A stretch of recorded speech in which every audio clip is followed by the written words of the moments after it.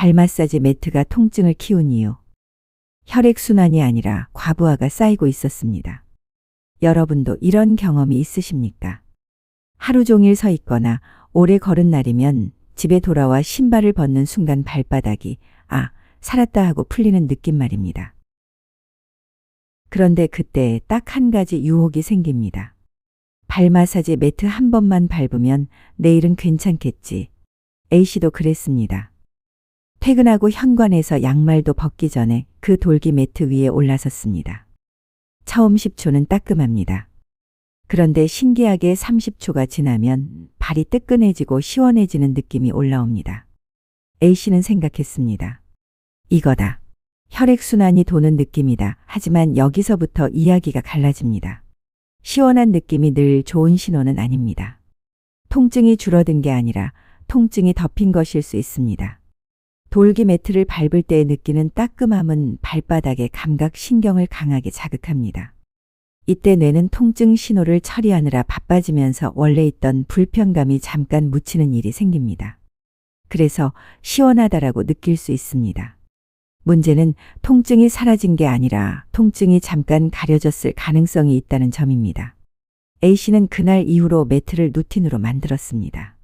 하루 2분, 어떤 날은 5분. 피곤한 날일수록 더 밟았습니다. 그리고 2주쯤 지나 이상한 변화가 왔습니다. 첫 번째 경고, 아침 첫발이 유독 아픕니다. 아침에 일어나서 침대에서 내려오는 첫발, 그 첫발이 유독 찌릿하고 뒤꿈치 안쪽이 칼로 콕 찌르는 것처럼 아프다면 많이들 피곤해서 그래 하고 넘깁니다. 하지만 이 양상은 족저근막염에서 아주 흔한 패턴으로 알려져 있습니다. 족저근막은 발바닥에 두꺼운 띠 같은 조직입니다. 뒤꿈치 뼈에서 시작해서 발가락 쪽으로 이어지며 발아치를 지지해 줍니다. 이 조직이 반복적으로 당겨지고 미세 손상이 쌓이면 아침처럼 굳어있던 조직이 첫발에 확 잡아당겨지면서 통증이 강하게 느껴질 수 있습니다. 여기까지는 염증이라고 생각하기 쉽습니다. 그런데 A씨에게는 한 가지가 더 겹쳤습니다. 두 번째 경고, 통증이 한 점으로 모입니다. 어느 날부터 A씨는 뒤꿈치 전체가 아니라 딱 한 지점이 유난히 아프다고 느꼈습니다. 그리고 이런 특징이 따라왔습니다. 걸으면 걸을수록 아프고 쉬면 조금 낫지만 다시 걸으면 금방 또 아프고 눌렀을 때 특정 부위가 날카롭게 아픕니다. 이때는 질문이 바뀝니다. 이게 진짜 근막염일까? 뼈가 보내는 신호일 수도 있을까? 여기서 등장하는 것이 스트레스 골절입니다. 스트레스 골절은 큰 충격 한 번이 아니라 작은 충격이 반복되면서 뼈에 미세한 균열이 생기는 형태입니다. AAOS 미국 정형외과 학회도 스트레스 골절을 반복되는 힘과 과사용으로 생길 수 있는 손상으로 설명합니다. A씨가 운동을 늘린 것도 아닌데 이런 일이 생긴 이유는 의외로 간단했습니다. 문제는 운동이 아니라 압력의 방향이었습니다. 돌기 매트는 보통 뒤꿈치와 발 앞쪽의 압력을 집중시킵니다. 특히 맨발로 딱딱한 바닥 위에서 매일 반복하면 발바닥 조직뿐 아니라 뼈에도 국소적인 과부하가 걸릴 수 있습니다. 그리고 많은 사람이 놓치는 포인트가 하나 있습니다.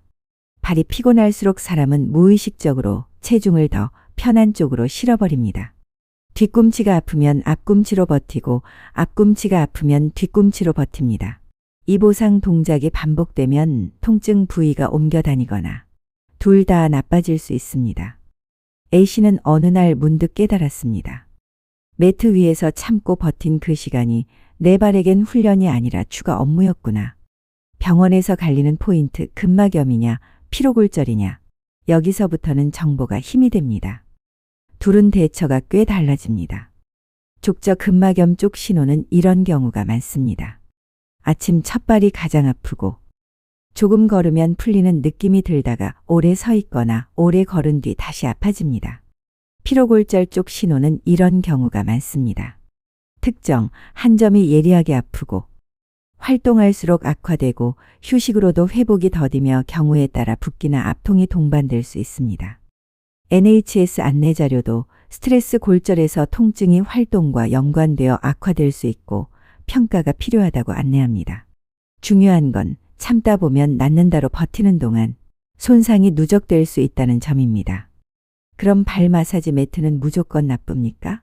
정답처럼 단정할 필요는 없습니다. 다만 조건이 있습니다.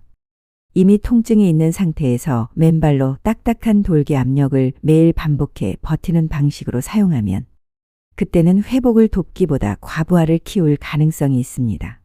즉, 혈액순환을 믿고 시작했는데 실제로는 회복 시간을 빼앗는 루틴이 될 수 있습니다. 현실적인 데한 바른 자극보다 분산이 필요합니다. A씨가 바꾼 건 거창한 운동이 아니었습니다. 세 가지였습니다. 딱딱한 맨발 생활을 줄였습니다. 집에서도 슬리퍼나 쿠션 있는 실내화를 신었습니다. 종아리와 발바닥 스트레칭을 짧게 자주 했습니다. 족저근 막염 관리에서 스트레칭과 보조적 방법들이 흔히 언급됩니다. 통증이 한 점으로 모이면 즉시 강도를 내렸습니다. 이때는 운동이 아니라 보호가 우선입니다.